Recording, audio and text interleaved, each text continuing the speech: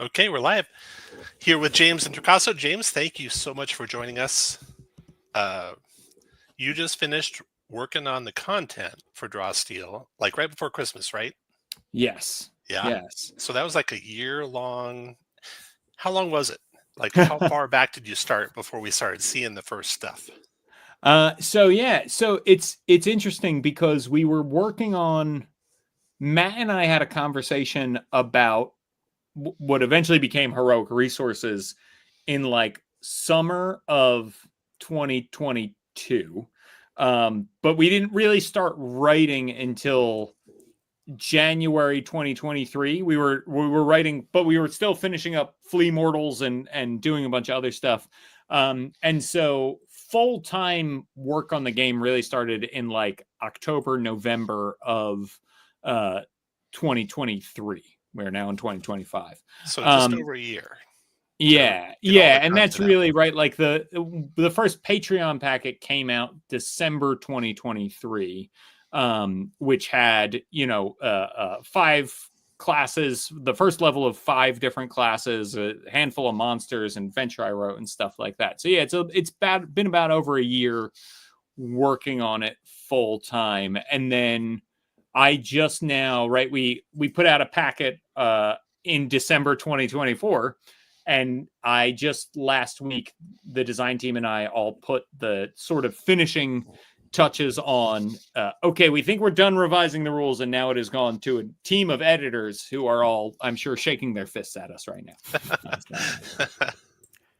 So our first question that we have from anyone in the chat is from Faceless186, says they're going to be busy for the live stream, but their question is, are you going to share any of the layout with the Patreon? Oh, that is a great question. Yeah. I think the answer is yes, and you may have seen some pages pseudo laid out already in some of the previous packets that we put out to just show you what it is. Now, obviously, now that we're laying out the full book, there might be little tweaks to things here and there, and changes to styles in the sense of like maybe this header is a little bigger, this header is a little smaller. But yeah, I think part of being part of the patron is seeing how the sausage gets made, and like layout in 2 400-page core rulebooks is a months long process. Yeah. And so we will be showing off like, hey, this is what it looks like, here are some pages, here's some more art, right? It really looks it doesn't feel like a game to me until I really start to see it in layout, and then it's like, oh right, this whole time we were working on the words, somebody else was drawing dragons and goblins and stuff, and now it goes together, and it's like, oh, now it feels like a game, right? Like now it's a game that is real. So there's a lot of setting stuff kind of built in, right? Mm-hmm. And do I recall correctly, is there going to be a setting product that was part of the Kickstarter? Good question. So the stretch goals for the Kickstarter were that we would explore. So this isn't part of like the backers get this. It's just like, hey, we'll start exploring, working on hiring the people to make a setting box, right? And it may be and there is no promise in terms of will it be a box, will it be a book, will it be that kind of thing. But we are definitely talking about that. We're talking a lot about Vesloria. So Vesloria is our medieval European analog, right? And there's a lot of real fun to be had in Vesloria. You'll see we talk a lot about Ajax, who is sort of this Alexander the Great kind of conquering villain who's trying to take over the land. And he and the forces that work with him are kind of seminal figures. Now, you can use them however you want, right, in the book. The same way, the monster manual comes with a Demi-Lich stat block and then an Acererak stat block, but you don't necessarily need to use Acererak in Greyhawk, right? Or the Forgotten Realms, or wherever he may be, depending on the adventure and timeline that you're in. We provide you that, and you could put Ajax wherever you want in your game. But yeah, so that's where we're already talking about and developing parts of Vesloria. I just looked at a rough map that Matt drew for it. So yeah, we're looking at that, how that setting is going to come to be. We're not 100% sure. It might be across multiple products. It might be, through adventures. It might be through some setting guide stuff, some adventure stuff, some rule stuff. So we're planning out that phase right now. Got it. So one nice thing, or one thing I really liked, was the rules for montages. Walk us through how Thanks. you guys kind of came to that. I'm going to share a tab here. See if this one works. Oh, cool. Look at that. There we go. So the art on the bottom is MCDM art. The art on the top's not. I don't have the artist's name, so I should credit them. But this one is one of your demons, which are really cool, by the way. I actually know who did that one. That's Nick Despain. He's a staff artist with us. So that is Nick Despain's Arumbas. I was going to be, spoiler alert, David, running that when I play this game. We'll get to the encounter building here in a second, but montages. Okay, so 4th edition had skill challenges, 4th edition D&D, and they ended up being kind of like, okay, I'm good at this, so I'm just going to spam this over and over, right? So how did you guys change that when you did the montages? So we had a lot of discussions about what were skill challenges good for, right? And how should they be presented? Well, we were like, you know what? As montages, right? Like that's often the best way that they were done, was like, hey, we're running this like it's a montage. You're doing this and I'm doing this, and we're all escaping a burning building, or we're tracking somebody down, or we're preparing the defenses, right? And so we thought, okay, well, let's call our version of it then a montage, right? A montage test, so that people know this is how we can think about them and how they're used. I remember some skill challenges in 4E. I think Keep on the Shadowfell, like you meet a ghost and the ghost is like, impress me, right? And you can just roll whatever skill you want. And so, and that was not a great way to do skill challenges, right? It was a sort of very loose introduction. And then the other thing we thought was like, oh, what we're seeing is people really don't like coming up with the challenge, right? D&D and Draw Steel and a lot of D20 fantasy games are very dependent on the director setting the scene, right? So in Draw Steel and every other situation, the director basically says, here's what's going on, and the players say, here's what I do about it, and then the director says, here's how the environment or characters nearby react to that, right? And so montages saying, here's a problem you need to solve, and then having players say, I need to come up with the thing that I'm doing, and so therefore I need to sort of create a problem that then I need to solve that could come back to bite me. I don't like that, right? So we said, okay, when you set the scene, you should list a bunch of challenges, right, that are there that need to be overcome. So you might say, like, okay, you're trying to put out this fire, this village is on fire. What are you going to do? Well, I'm going to organize bucket chains, and you need to douse the fire in some way, right? You need to stop the fire from spreading. You need to get the civilians out of there.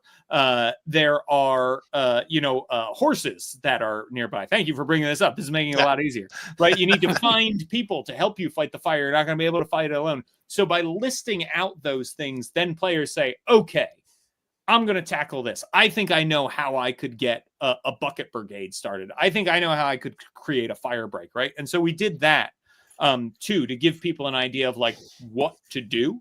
And then the last thing that we did was we said, like, when you use a skill, that represents your attempt to use that skill in this challenge for the whole challenge, right? And like, you're done. Now you got to do something else if you're going to move on to that. And so I think that helped. Having the individual challenges within the montage set forth was really important. And then saying, like, this is the context in which it will be used, and you can't just spam the same things over and over again, has really helped us. And the other thing we did was montage skill challenges in 4E could get long, right? They could last a long time. And so we put no matter what your montage is, you get 2 rounds, and that's it. And then it's done, right? So and that way, everyone's got to do something. It's not like you just let the skilled people do it. Everyone's helping or trying to contribute. You got 2 rounds, so it's over pretty quick, and you're back to the other, aspects of the game. So yeah, I really like that you did that. Thanks. Yeah. That was through a lot of testing and stuff. And those challenges you just showed off, they're actually Paul Hughes, who writes for Blog of Holding, and a great designer, all in his own right, set all of these like example montage tests for us for the book to put in there, which was really great. He did a great Yeah, those job. are great. I like the complications halfway through into some of them. Some good examples there for sure. Yeah, exactly. Yeah, that's right. That's part of it. Is you could have one round of a montage, and then all of a sudden, a monster appears, and you have to fight it, and then you go back to the montage. So you can break it up too, which is fun. So then another big aspect you guys came up with was negotiations. So if we look at, say, 5th edition D&D, I'm not sure about other systems really how they do it, but it's like a one-step test. If they're hesitant, you might be able to convince them to help you, or they won't help you with one roll. But you guys really dug into, making the negotiations multiple rounds. Talk us through, how that went. Yeah. So again, skill in 4E, if you had a complicated negotiation, right, that might actually be run as a skill challenge. And so we tried to think about that as like, how would we do it, right? And I think that skill challenges were not great for negotiations, which is why we have a separate system from our montage test system for it, right? And we thought about like, if you're trying to get by the guard, right, by threatening them or bribing them, right, or tricking them, and they're guarding the entrance to a masquerade, right, that you just need to get into, that can probably be one test, right? That's it. You a dice roll and you go through and you see what happens, and that's fun. But when there are things where it's like, look, this is going to change the way the campaign works right now. Like this is going to change the adventure because you're going to get an artifact that is really going to help you if you negotiate well, or you're going to have an army at your back, or you're going to get a shortcut and not have to pass through the Barrow Downs, right? So all of these things, like those are negotiation territory, right? Okay, this is going to change the course of the adventure. You want it to be more than one test, right? There's drama there. And what you also don't want is like okay, we talked for a little while, I guess somebody make a check, and like you can just keep making checks until somebody does it, right? Like often we find ourselves in that situation in D&D because we don't want one failed check to mean like, well, now you get to miss out on this cool thing, right? We want players to try to earn that. And so negotiation rules are basically a framework that tells the director, hey, this is currently how the NPC that is negotiating with the players, how they feel about what the players are putting forth as arguments, and how much patience they have, right? At what point do they say enough is enough, right? This is my final offer, take it or leave it. We have a way to track that through a patience score, and we have an interest score, right? An interest tells us like, how interested are you in taking this deal? Well, I'm sort of interested, but I need you to do something for me, right? There's a level like that. There's a I'm not at all interested level. And then there is a hey, I am so interested. I'm just gonna do this for you, right? And there's even strata further than that where it's like, you've pissed me off so much that now I'm gonna hurt you.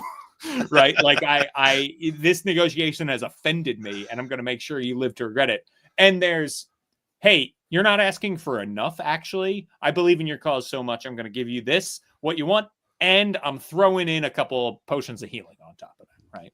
I'm giving you something extra. So that's right. They have their interest from 0 to 5, and you kind of set out, if they're trusting where it starts, if they're hostile where it starts, and then you go into motivations and pitfalls. And like you were saying, in the end, after every round of negotiations, you could end it. As the players, you could say, okay, they're going to help us, we're done, but you can maybe keep going if they still have patience, and maybe get to that yes and thing where I'm going to help you and do more things for you, like you're saying.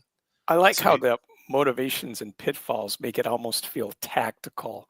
Yeah. And the patience scores and the interest scores make it feel like a process instead of a single roll. So there's a lot of ingenuity in this system, and there is, and it seems pretty. There's impressive. a lot to it. So it looks like it's really hard when you first look at it. But I think if you kind of lay it out in outline form, like I did here, it makes a lot of sense. And like you're saying, there's a lot of depth to it. Yeah, and that's Willie Abiel, who is a great designer on our staff, just started laying out sheets for the director to use to track Yeah. combat montages and negotiation, right? So there's a Yeah. negotiation sheet that you can use that has this setup on it, right? Like that tells you, okay, this is how this works, and if you, you know, these are where the tests line up, and you can write down motivations and pitfalls, and you know, you can, this framework, right, is there to serve you as the director. You can keep this totally hidden from the players and still run a negotiation, right? And have them make arguments back and forth and that sort of thing. And you're just looking at your list and checking off, okay, oh, that improved their interest a little bit, but their patience went down, you know. And so they're saying, okay, this is what I can offer you, right? That does, you do make a compelling point. I'm willing to bend here. Yeah. And let's go. And the big thing about negotiation for us is that, like, it needs to be something that is approached as the players want to be part of this negotiation, right? It's not like combat where it can be a thing that happens to you, right? Like maybe the players don't want to fight, but the goblins do. So we're having combat, right? It's like, well, if they don't want to negotiate, then you can't negotiate, because that's how negotiations work in real life. You need both parties really willing to do that. Let's say hi to the chat here. We got William. Hi, William. We got Foxtrick. Hi, Foxtrick. Hello. Master of Jackals. Oh, and Danielle Diaz. Danielle's got a question for us too. Do you think we as directors should share the patience and interest stat with the players? Which you just kind of answered. Yeah, so I think that the answer is it really depends on your table, right?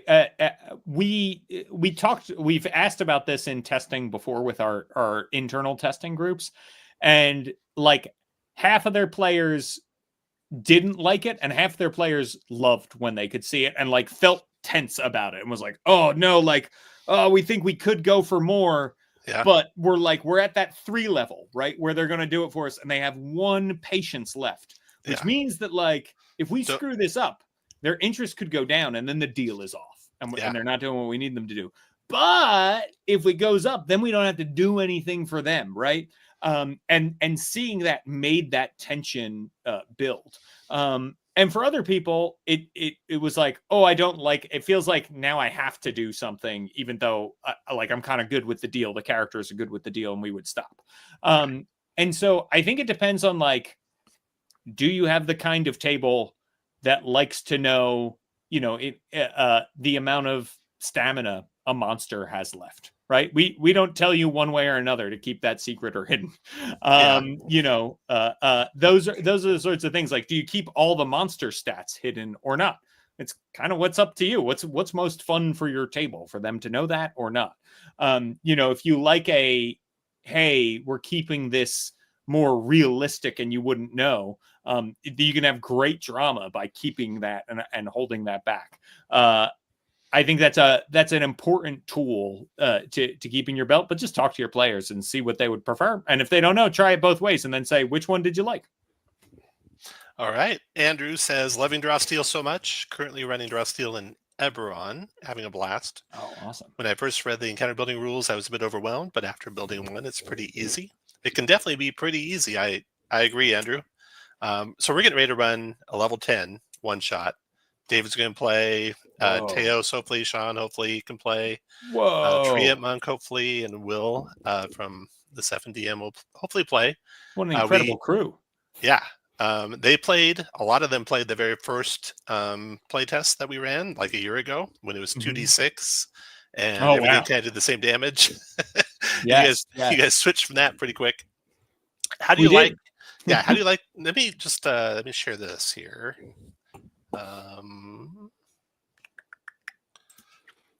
Here we go. Well, let me jump in and ask you this, James.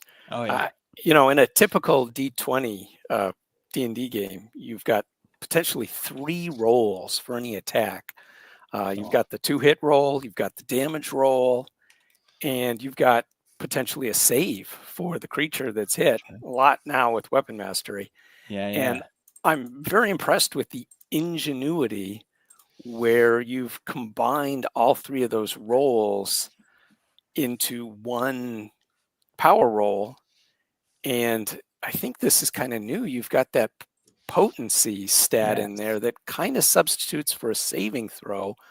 So can you tell me a little bit about the development journey for that? It's just fascinating, the ingenuity and novelty that you brought in solving an old problem. Yeah, we did so many different iterations on this because and a lot of it was pushed hard by Matt, because here's what we learned. Instant damage, right? Like, hey, I'm attacking you, you're going to take some damage. People accept very quickly, right? Players and directors alike basically all were like, oh, I was worried about this in theory, and now that I'm playing the game, it's actually fine, right? And there's a lot of games that work that way. You know, Into the Odd is a system that is great. That if you've ever played Mouse Ritter or Cairn or anything like that, works awesome, right? And so I felt pretty confident going into that, like, we're going to be okay. However, if you automatically knock somebody prone, if you automatically weaken somebody, right, they are less on board with that. They want to be able to defend against those debilitating effects. The other thing is that if those things automatically happen, you're tracking a lot of them, right? Like, all of a sudden it's like, well, now we all have something to look at, if not 2 or 3 things that we need to remember, because we're just dealing effects left and right, and it's hard to avoid. And so the game was like that for a while, where it was like, well, if you roll a tier 1 result, you don't deal an effect, and if you roll a 2 or 3, you deal an effect, and it kind of maybe gradually gets worse, right? Maybe the duration's a little bit longer, or the strength of what it is. And ultimately, there were still too many effects flying around, and people really didn't like that I have no recourse here. And so we spent a long time like, okay, well, let's experiment with like a saving throw and different ways of doing saving throws and stuff like that. And you know, at one point this was an opposed rolls system that we never even tested it wider than like just the design team, right? At one point, all director controlled creatures never rolled, and just heroes rolled, right? And I really like that. And then I talked about it on stream, and it was like, most of our audience was like, but then you're not playing the game if you're the director, right? Which it's like a fair point, that they were like, I want to have some chance and risk an element in my monsters too. So we're like, okay, well, what do we want to do? Not Cypher system fans to there then. Yes. We do have a Cypher system fan who is a tester, who was like, I really would love it if this was the way it worked, right? And there were plenty of people who thought they wanted to try it, and maybe we will in another game. But I think for this game, we want the director to be able to roll and have fun. So ultimately, we were talking about like, what games don't have saving throws and how they work. So we went back to 4E, which is a game where they do have saves, but they save to end effects, which is what we have in Draw Steel. And it was like, oh yeah, you had like a fortitude, reflex, and will defense that sort of worked like AC. Could we try to do something like that? And so, you know, without having to roll to hit still. And so that's how we came up with this potency system, is that, okay, and we tried to write it in such a way, and we're still working on this with the editors, right? The format may change. We're definitely going to do a better job explaining it with more examples. And so it'll be like, okay, I got a tier 2. The dragon got a tier 2 result. You take 21 holy damage. And if your agility is less than 5, your weakened save ends, which means I don't have to say to you, hey, David, what's your agility, right? I can just say to you, if your agility is less than 5, your weakened save ends. And then we move on. Right. And so I think that is one of the things that we're thinking about, is like, how can I, the attacker, give you, the defender, all of the information that you need, and read it in such a way that you can determine, oh, okay, look, hey, guess what? My agility is 5, so I'm good. I'm not weakened. Or, my agility is 0, so I am weakened. Sorry. Right. And that's how it would work. So yeah, you were just describing this roll over here. This is my shorthand for everyone watching. It looks real. I'm very impressed, because I know you had to input all of this yourself. Let's talk real quick about Draw Steel's turn system, and then we'll Mhm. get to some more questions. So you have initiative. If one side is completely surprised and the other's not, the non-surprise side is going to get the initiative. Otherwise, you're going to roll 50-50 with the players Mhm. getting it half the time, and then it alternates um, from the PCs to the creatures. The creatures might be grouped, but Yes. in general, there'll be one PC, one creature, one PC, one creature, and then you have in your turn system or your yeah, each character's turn. There are three things you can do. You have an action, maneuver, and a move, and you can split your move before or after your maneuver and your Mhm. action, and you can trade down an action for a move or a maneuver. So it's a 3 action system, kind of like D&D is or Pathfinder is. Just some different um, nuances and details to it. You talked about previously on an interview we did how you guys decided to do this so that people had not just 3 actions that they were trying to fill, but they had specific things they knew they could do with each little part. Um, Yes. and then Yeah, the and that was important to us. I yeah, think, the I have a bonus action. What do I do? But I don't really have anything that I can do with it, right? hmm That can slow down play. And the other thing about Draw Steel, like we for a long time wanted to have just a move and an action, and you could use your move to do stuff that is now maneuvers, right? hmm And what happened was the game was getting less and less dynamic because people were like, well, I really just want to be able to do my maneuver, so I'm going to stand here, right? And we're like, oh yeah, no, but part of the strength of Draw Steel is running around and pushing people around and stuff like that. So we wanted to get that back in there, and that's kind of how we came up with like, okay, well now you can move and you have a maneuver and you can, and we were like, it's tried and true. We've seen it work many other places, and it's gonna, in our case, right? It made us say like, okay, we've given everybody a cool maneuver to use. Now they can use that on their turn, and they can, use a cool action, and they also can move, which really like just does keep the battle dynamic, right? There often hmm people are moving every turn, especially if you're like a melee class or that kind of thing. You're constantly moving yourself all over the map, which feels great, right? We and love the force move aspect you guys did and how you handled it. We might talk about that later in a little bit more detail, but boy, is it fast and fun and cinematic, and people are flying all over the place and smashing that. through walls, and you're knocking them off, cliffs and stuff. So that was really well done. I thought when we Oh, played thank the you. Fall of Black Bottom, really cool the way that all Yes. worked out. Okay, I wanted to get to a point. Let's see what was I getting to. Okay, so the monsters are attacking. They have. Oh, and you also have villain actions. We might talk about that at some point. But let's just say I'm doing a monster attack. That is their cosmic ray. So you'll roll your 2d10 plus your whatever modifier it is, and then you're Yeah. looking for 3 different tiers, and you'll do a certain amount of damage. And then if you get a really high result, it might be everyone with agility less than 6 is a weekend. Save ins, like you're saying. Save ins is a 50-50 at the end of your turn. Um, Mhm. so that's this. That's the system, national economy. Let's get to a lot of questions coming in here. So let's get to more of those. Great. Master of Jackal says, "How was the feedback from the last round of playtest surveys?" It was really good. So one of the things that I have been really happy to see is that we always ask about like how's your overall satisfaction with the game? How's your overall satisfaction with this class? How's your overall satisfaction with these rules, right? About this, that, and the other, the specific areas. And I'm happy to say that like in all of our tests, we've trended upward, right? Which is good. That's what you want to Yeah. see is that like each test the audience thinks is an improvement over the last, right? And we've done public tests before where it's been like, nope, what you did was worse. Go back, right? Like turn it back and figure out how to fix it in a different way. And in this case with Draw Steel, we're really fortunate that a lot of the things that we tried worked. Now, a lot of that has to do because like before we then roll it out to patrons, we test internally and we test with our testing team, right? And they're like, it didn't work. And so we take it back before we get it out to everybody.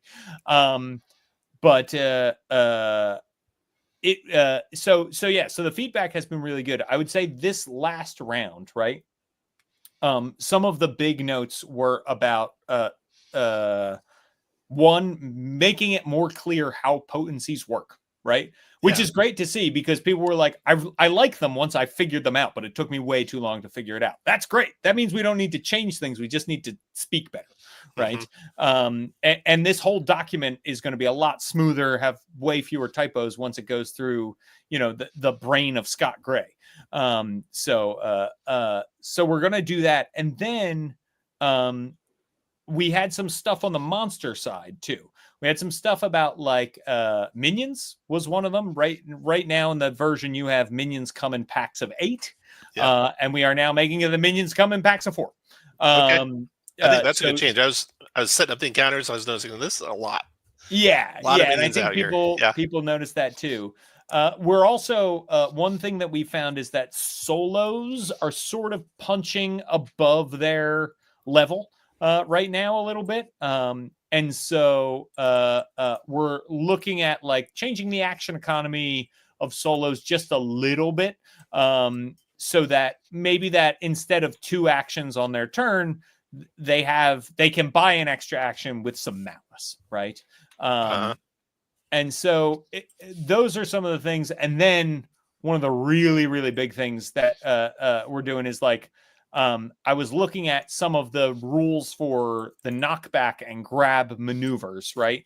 Based on size and that sort of thing. And it was like, okay, can we make it that if you want to be a polder hero and you want to knock somebody back, I can knock back, like, hey, I'm a polder fury.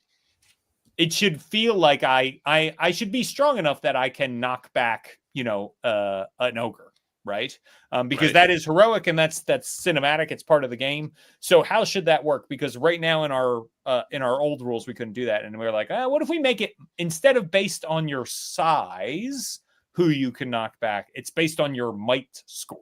Right. And your might score kind of determines who you can. So we're testing that internally as well. Gotcha. Yeah. I have some minions here on the screen. Oh, So yeah, this look little at that. guy here. Yeah, the Opticus, cool. another demon. Yes. And these David, guys, you're in for such a treat. they work, and I'm glad. That's the other thing that I'm glad about. Reducing the minion count from 8 to 4 is because they all attack at the same time, right?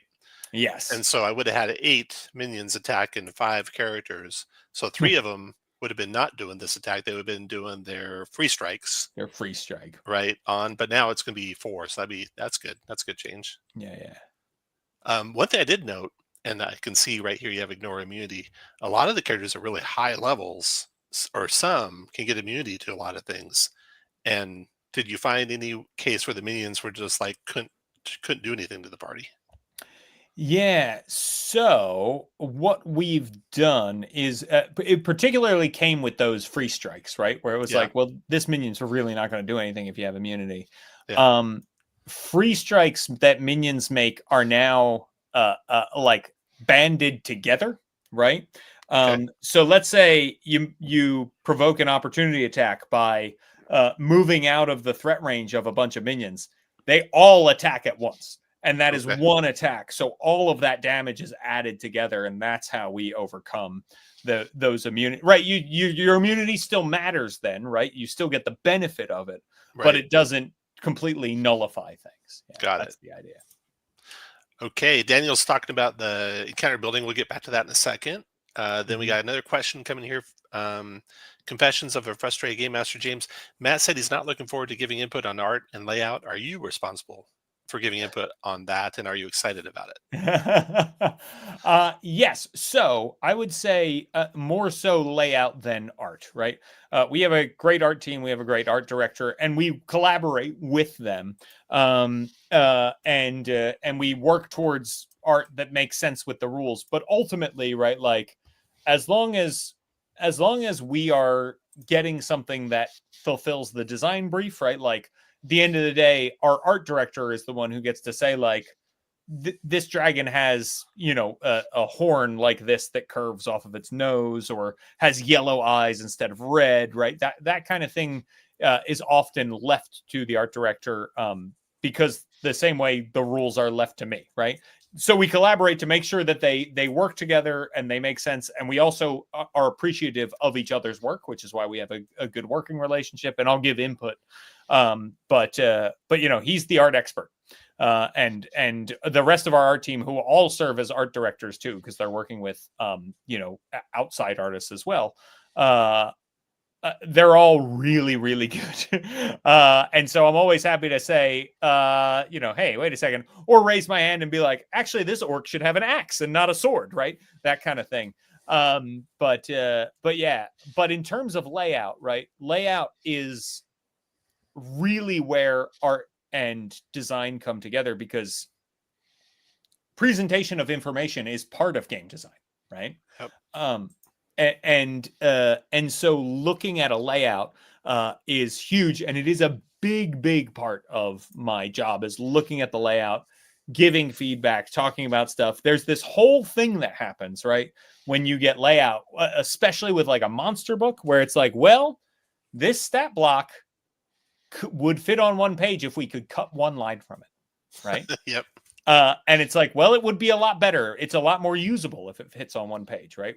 We made that mistake in Kingdoms of Warfare where we had stat blocks across pages and it just didn't work.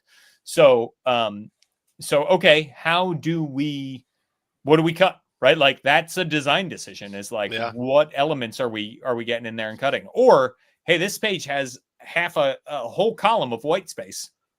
What are we doing, right? And then the art team and us get together and we it's like, well, do we have time to draw a piece of art? No. Okay. What sidebar should we put in here? And, that's how you end up with sidebars often that are about like our design process or whatever, because we don't want to, we want that page to look good. And so we want to fill it up. Right. Speaking of content, this question came up. I want to ask you this real quick. Let me share this. Okay. Vampires. So in MCDM, are vampires afraid of the daylight at all? Because I didn't see anything like that in. Oh, that's a good question. Yeah, I think I will have to talk to Willie, who is our monster book guy. But I do believe that the answer is, yeah, vampires in this iteration, right, are not offended by daylight, but they are. I believe they do take. Hang on. I'm just scanning to make sure. Oh no, yeah. So they don't even have like holy vulnerability the way a lot of undead do. So yeah, I think in our case, right, we've got vampires who are likely to come out in the daylight and mess you up. So look out. Now that may change, right, as we review feedback. Right. So we're still implementing feedback in the monster book. So like I said, this is all said with the caveat, I don't want to blow up Willie's spot in case Willie is like, actually, I'm adding that in right now. I really like this Undead Malice paranormal fling. All these little, kind of, I don't know, flavorful type things are pretty neat. Pretty neat overall. So, okay, let me get back to the questions. So next question we have is from Danielle, who says that they've been a patron now. Oh, wow. Thed Diaz on Discord, and noticed that minions changed a lot. One thing I appreciate was the new format of captain bonuses. 2 questions. Why you brought back the captain bonus and how you landed on this format, and why minions are now packed in groups of 8, although you just said they're not anymore. Yeah. So initially they were packed in groups of 8 because I was just trying to make the encounter building rules work. And I was like, I think probably for 1 EV, right, which is sort of the metric we use, which is the smallest number of points one can have, right, is 1 without going into fractions. I think 1 is probably worth 8 level 1 minions, right? And you can tell that I was rushing at that point, because if I had stopped to think about, like, God, that's a lot of, we're talking then minimum 8 minions on a map. Usually you want at least 2 groups. You might have 16 then. Like, I didn't really think about the escalating factor there. In terms of captain bonuses brought back and the format was because we got rid of captain bonuses, right? And the idea is like minions can be grouped with a captain. That captain can make them more powerful while they are alive. So it gives you this fun, like, oh, we should go after the captain and those minions will be less good, right? The reason we brought them back was because people missed them. And they used to be in the captain stat block, which meant that like you had this fun game of mix and match, right? Where it's like, oh, this one, you know, the ghost captain makes everybody incorporeal. Oh, that's fun, right? But it also meant then you were constantly referencing one stat block when you were trying to use another. And it just made the game too unwieldy, right? There's a lot of things that we thought were cool that we cut because it was like, this is just a headache. And if people don't want to run your game, nobody's going to play your game then, right? Because the players will play whatever the person running the game wants to play. And so we said, okay, let's get rid of them. And then we got rid of them and people were like, I miss these, but I don't, right? Like they were cool, but I'm sad that they're gone. So that was around the same time we hired Willie Abil, and Willie took over the monster book. And Willie said, I think I know how we could do this by putting it in the minion stat block. And the bonus isn't dependent on who your captain is. The bonus is I as a minion get this kind of bonus with a captain. And then we can use a shorthand for it. And that's what we did. And it worked out great. So that is all Willie. And Willie Abil has a background in video game design, and he's done a lot of UI and UX work. And that has served us very, very well for trying to get information across to people. Real genius when it comes to that kind of stuff. Yeah, speaking of having a whole bunch of minions, I had this encounter set up, kind of a gauntlet of minions, 8 at the top, 8 at the bottom. But let's talk about encounter designer real quick. So you guys have minions at now 4-1.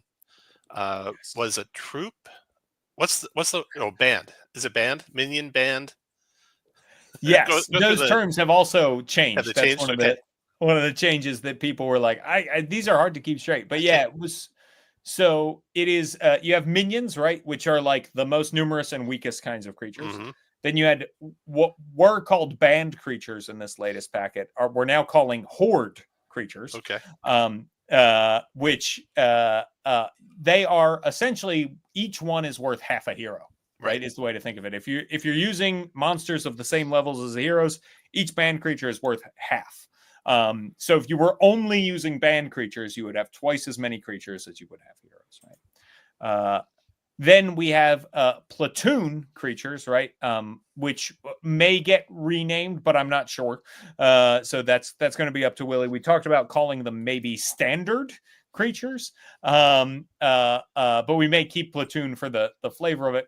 Essentially, they are 1-to-1 to heroes, right? One of your level is worth 1 hero in terms of encounter building. And then we have leaders and troops. So troops and leaders are one is worth 2 heroes, right? Is the idea.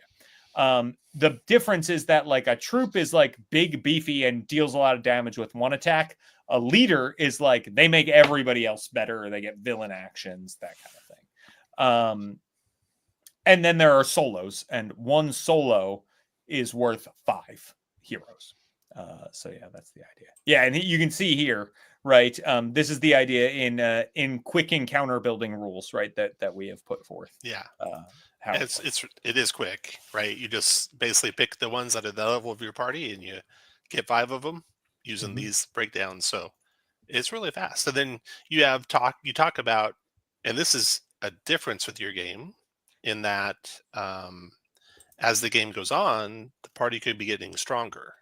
Yes. So you have to consider how many victories they have as well. So I noticed there was maybe some typos where some places you were saying 3 victories and some you were saying 2. It's 2. What do you guys decide 2 victories on? Okay. Is the final answer. Yeah. Okay.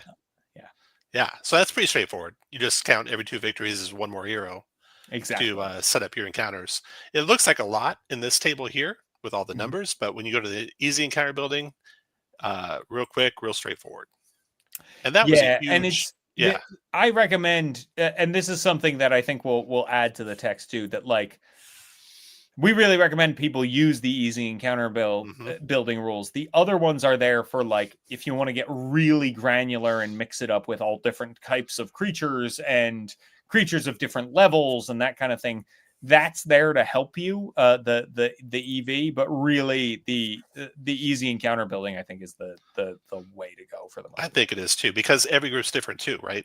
Yeah. You're going to find your group can take a little bit more than standard or a little bit less than standard. And Yeah, exactly. yeah, Like you if just you have gotta- a tactical genius like DM David, you gotta pump that up. You gotta pump that way up up. hard. All right, more questions here. Let's see, James. Okay, here we go. James, have you looked at much of the community creations, homebrew? Anything stick out that excited you to see develop? So I haven't done a ton of it looking through yet. However, it is something that is on my list of things to do because I do want to see what the community is creating, and I love that the community is out there and they're making stuff. I've seen a ton of stuff like player aids that people have made. Somebody made a character builder called Forge Steel, I saw right? that. Yeah. Yeah, which works really well. There's a whole Foundry community that is working together to get Draw Steel as like each packet implemented into Foundry and stuff like that. There's people working on it on Roll20 as well. And so, but I haven't dug deep into the creations yet because we're finishing up the core rules. And what I didn't want to do was go steal somebody's idea. Meaning, like, I read your homebrew, I'm like, oh, that's really good. And then I forget that I read it somewhere and think that it is an idea that I came up with. Yeah. Right. Yeah. But the flip side of that is now that the core rules are getting locked, I will probably go in and start reading stuff pretty voraciously. For a couple of reasons. One is I really want to know what's out there, and I want to be able to recommend to people, hey, you need a great adventure? You don't need to wait for us to make it. It's been made over here, right? Yeah. Hey, are you looking for a fun magic item or whatever, a fun class, right? People are making all kinds of stuff.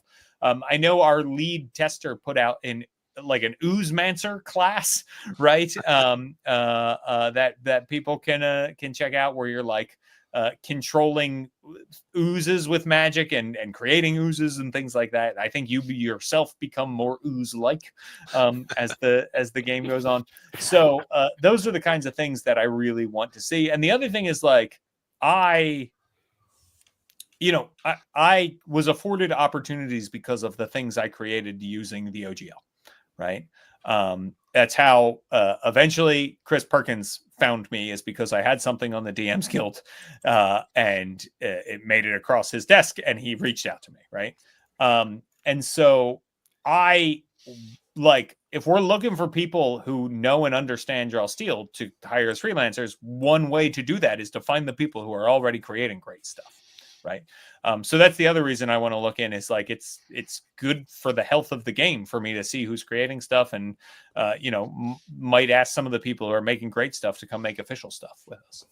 Speaking of the health of the game, what does success look like for Draw Steel in 5 years?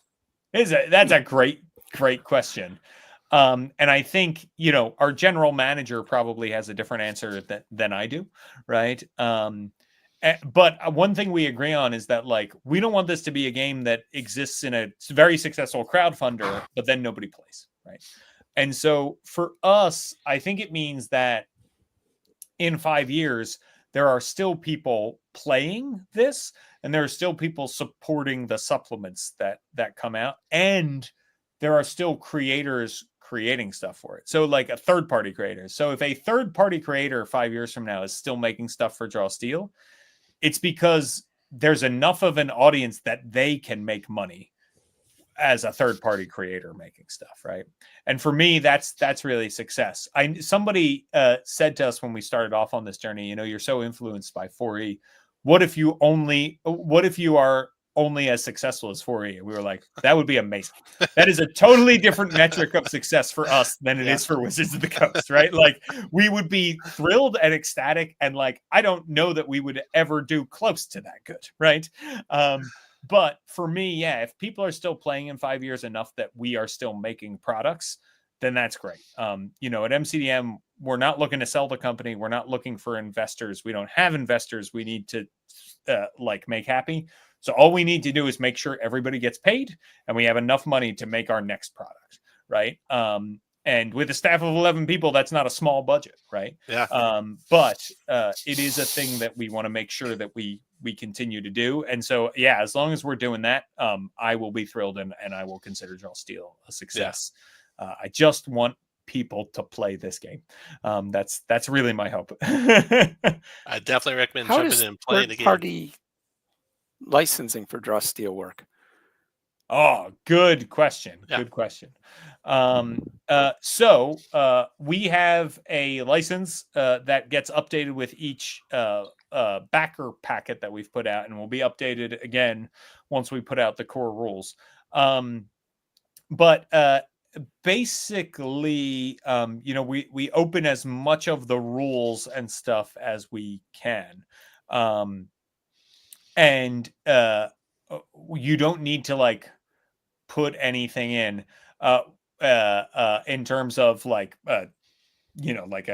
like an SRD or an open license document at the end or anything like that. You don't need to put your stuff under our license for other people to be able to use and that kind of thing. So we're trying to make it as open as possible, especially for people who are like making character builders and stuff like that. We want the people who make Forged Steel to be able to put in the character options so that when you create your game, you can do that. So yeah, it's pretty open right now. In terms of that. Any updates on the player sheets? Oh yes. So there's we found some mistakes. We're fixing them, and we're trying to make them even easier to fit text into and stuff like that. So the form fillable stuff was a little messed up with that. We're gonna fix that for sure. So David, you made a 10th level sensor. Oh man, how did that go? 10th level conduit. Conduit, just conduit you're making. Few hours. Yeah. But once the first level decisions were made, it kind of rolled along. With one asterisk. I didn't add perks. It was pretty easy to make the choices from the menus for at this level you get this choice or that choice. But I think the perks would be a lot of extra stuff for me to try and sift through for all those levels. It was a big ask for, ask my 5 players, hey, go make 10th level characters. And I just kind of offhandedly did that. And I started to look at the 10th level character. I'm like, oh, that's a lot of work. There's a lot to a 10th level character because that's like a 20th level character in another game, right? What's your level band and what's the level of power for a first level character to 10th level character? Yeah, that's a really good question. So definitely at first level, you start off with more power than you would in D&D 5e, right? And we tend to say you're already a hero, right? And our example is like you're showing up, you're probably at like Hawkeye, Captain America level power, right? You are Aragorn, in the Fellowship of the Ring when you're showing up, right? You're ready, you're capable, and you're probably even locally known as a hero. When we get to 10th level, you're like a demigod. You're Hercules, right? And that's why I started to look at things like, okay, maybe pushing creatures around is maybe based on your might, because like maybe you can push a dragon, right? By getting up there and shoving it real hard if you are a might-based character and you are 10th level, right? And so you are more powerful at 10th in a way that I think feels very weighty, right? And if you look at the way you were at first and you look at where you are now at 10th, the things you can do are that demigod level, right? And so, to put it in Marvel terms, you go from Hawkeye to Thor, right? Is sort of where we are. Mm-hmm. Yeah, and I remember, I don't know, something like level 5, I saw that I got the Raise Dead ability, and I thought, wow, we're cooking now already, raising dead at 5-ish. Yeah. Third level as a conduit, you can bring people back Third. Yeah. See, Nice. that's escalating quickly. What domains did you take, David? Storm and Life. Yes, that's awesome. I had fun playing one of the pre-gen conduits, so I was kind of building from some of those choices. I couldn't build from all of them because lots of stuff had changed. But yes, including the names of everything you could do. Probably you're like, it says this, but it's this now. Yeah, there was one thing that was the same. Yeah. Oh, good. Yeah. Question from Like AJ Freely says, any feedback from the adventure survey? What modules might we be seeing first? Oh yeah. So on Patreon, we at the beginning of January, I was out at MCDM. The whole design team was out there, and one thing that we know is that like if we can give people lots of adventures to play, that helps improve the health of the game, right, and the lifespan of the game. And it also gives people an idea of like, what does the design team think this game is about? Like, what stories should we be telling? Well, here's a bunch of adventures that we wrote that give you an example of that, right? And so we did a survey with like our top 20 to ask people like, what do you think? What adventures do you want to see? And what was cool is like there were a lot of responses that were things like, I wish we could see all of these, right? Which was sort of how we felt, which is why we punted and sent stuff to the patrons, because we were like, well, we could make any of these. Which ones do we want to make? So the first ones that people are going to see are we're doing basically an expanded version of the Fall of Black Bottom. That is going to have some more interlude-y stuff to help break up some of the combat. That is going to ease you into things a little bit slower, right? And that kind of thing. And we're going to rebalance things and all that good stuff. So Fall of Black Bottom, and we're also doing a version of the Delian Tomb, which is a 5e adventure that Matt creates on stream. It's a really fun video. You can see him sort of like muse about how would I create an adventure that gets players right into the action at level 1. And that is a way expanded, right? That's like a 5-room dungeon he creates. We're expanding that into a 32-page adventure.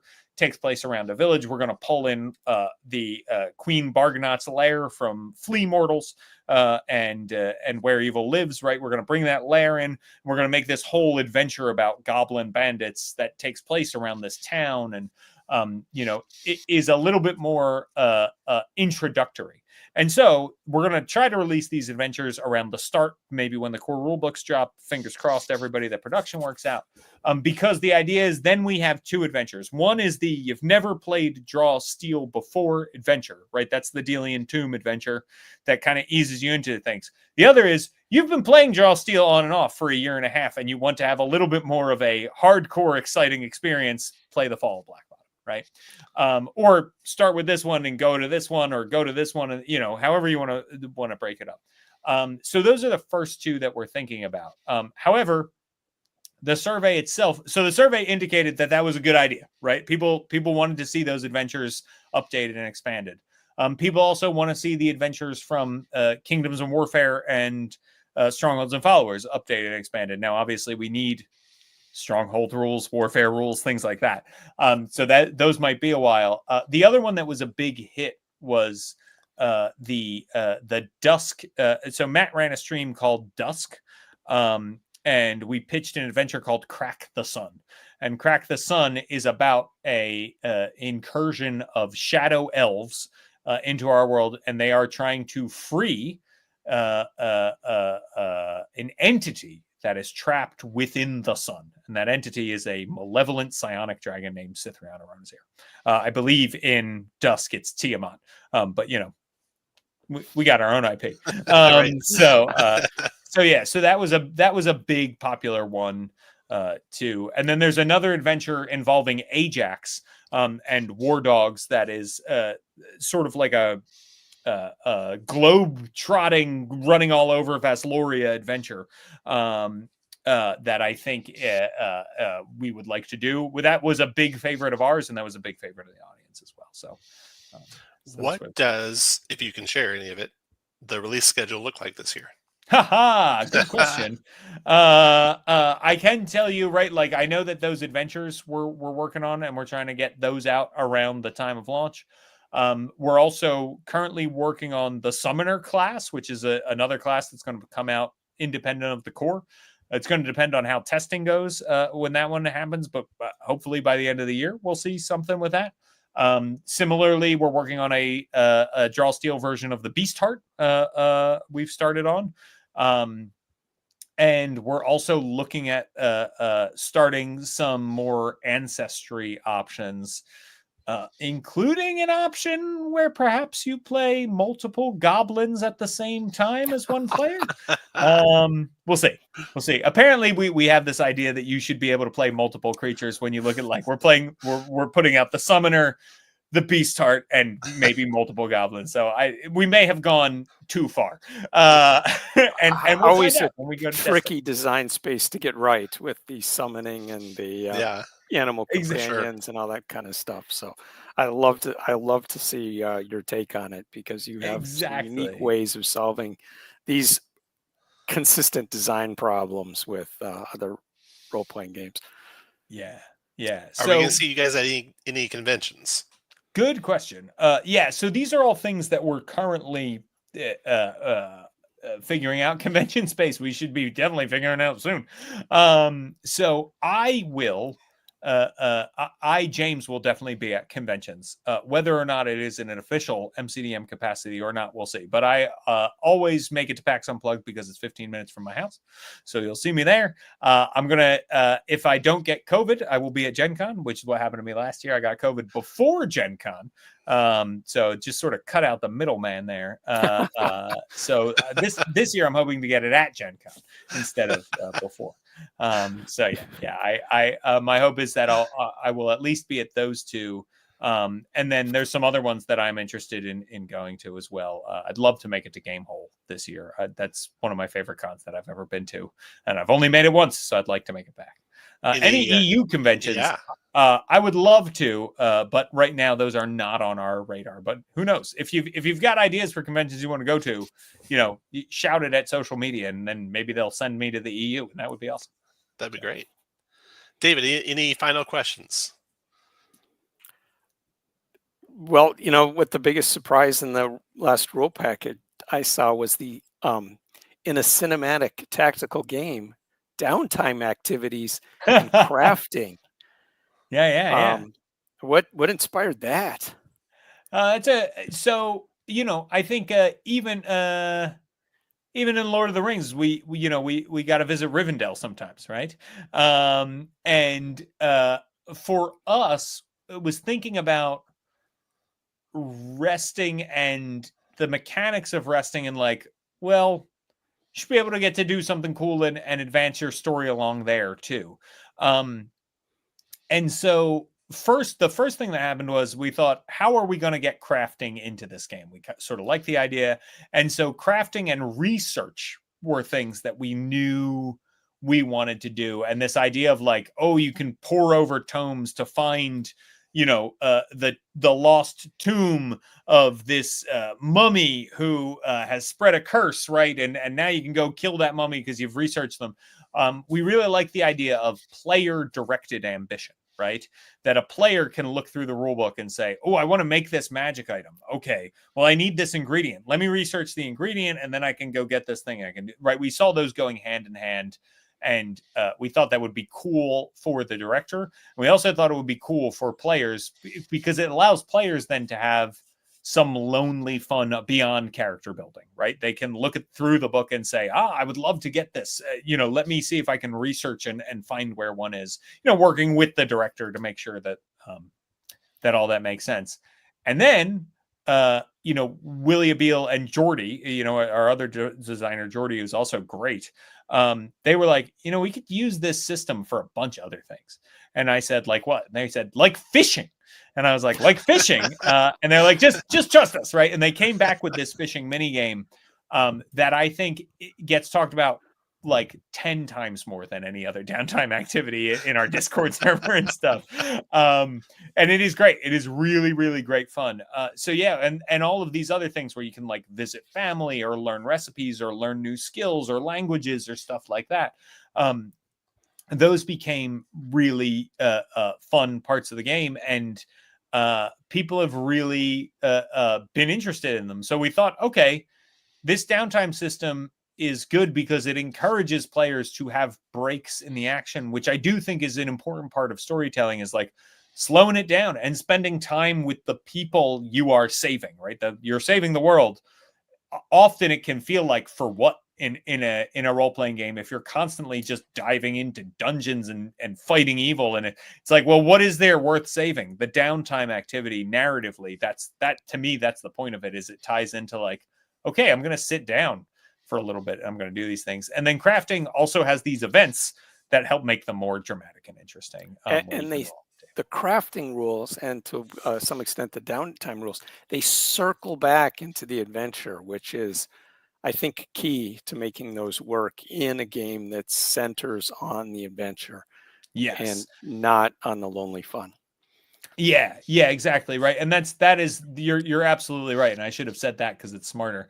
The idea, right, is that like, the gameplay loop here, right, is like, go out, get victories. Victories make you better. Eventually, you're going to need to take a respite because you're out of recoveries. When you take that respite to get your recoveries, your victories convert into XP, and your XP makes you permanently better, right, at a certain point when you level up. And while you're resting, you'll also do these things that will make you better at adventuring as you get on, right? And that's whether that's spending time with family or doing research or crafting items, right? Like, all of those things are going to make you a better adventurer. So yeah, it always points in that direction of become a better hero to save more people and also to get more powerful, right? Good question, Classic. David. Yeah. James, thanks so much for coming on. Thank you for having me. Yeah, you're a champion for the game. MCDM is lucky to have you, I'd say. I really hope it does good for you guys. Thank you. Yeah, the staff at MCDM is truly wonderful. All the freelancers we're working with are amazing. All the play testers, we're so blessed there to have a great team, and I'm excited to show you all everything that we've been doing over there. And I want to take a second to thank you, because we talked about this before the cameras were rolling, but like, it is the work y'all are doing to help other people learn, not just about Draw Steel, but all kinds of role-playing games, is really, really great. Y'all are evangelists for games like Shadow Dark, which is a beautiful, wonderful, fun game, right, that people are playing. You've played Daggerheart. You've done all this great stuff. It just makes the community a better place. Even, a content that is just fun and interesting, and I'm learning about new designers and new games and stuff like that. So thank you, and thank you, the audience of D20play. Subscribe on Patreon. Come on, what are you doing? Support. Hit that like button. Hit that like button. There we go. All right. Thank you so much, James. Bye, everyone.